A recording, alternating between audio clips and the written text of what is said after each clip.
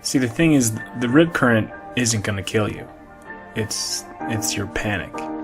Your panic is going to kill you.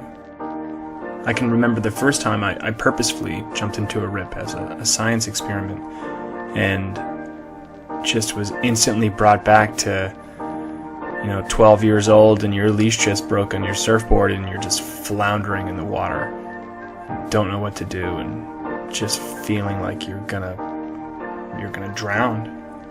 But luckily I didn't. And later that day, some of the veteran scientists pulled me aside and kind of gave me the rundown and taught me about how the rip works. And then ever since then, now that I know, it's like the panic just disappears because I know what's going to happen. And that makes all the difference.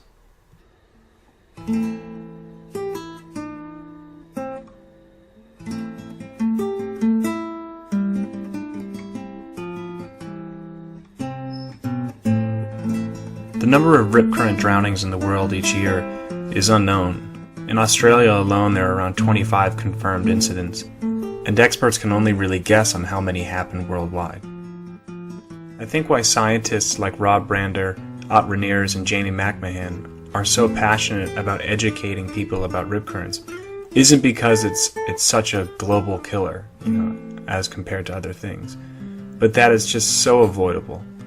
And with a little bit of education and a little bit of knowledge, nobody should be dying rips. Rolling into Shelley with these guys, it became pretty darn clear that this was not going to be a normal day at the beach. They've got so many different tools to throw at the water to try to measure the strength of the rip currents that they need an army of coordinated volunteers just to pull it off. The funky Technicolor buoys are actually GPS-equipped drifters, and besides getting caught up on seaweed, smashing into rocks, and hitting cameramen in the face, they're actually quite useful in measuring the surface currents in the near shore. The drifters don't tell you the full story though, so to add the human element, the swimmers were equipped with GPSs and heart rate monitors, and tested different techniques to swim out of the rip. And finally, my favorite technique is using a special type of purple dye to actually visualize where the rip channels are. I've been told that this stuff is totally fine for the environment, and they better have been telling the truth, because I got all up in it. The highlight of the experiment for me was using a helicopter to get some aerial footage, and when combined with the dye release, it becomes a lot easier to visualize what's actually going on. Many people don't realize that rip currents actually induce circulation patterns, sort of like a merry-go-round. And more importantly, that if you get caught in a rip current, that you're about 4 times more likely of staying on the merry-go-round and recirculating back into shallow water where you can stand, as opposed to getting pulled offshore.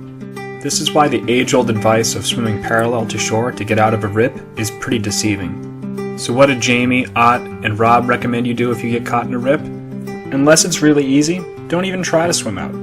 Float in place, save your energy, signal for help, duck dive the waves, and it's more likely than not that the merry-go-round is going to carry you to where you can stand. So get out there, people, enjoy the water, enjoy the beach, and most importantly, be safe.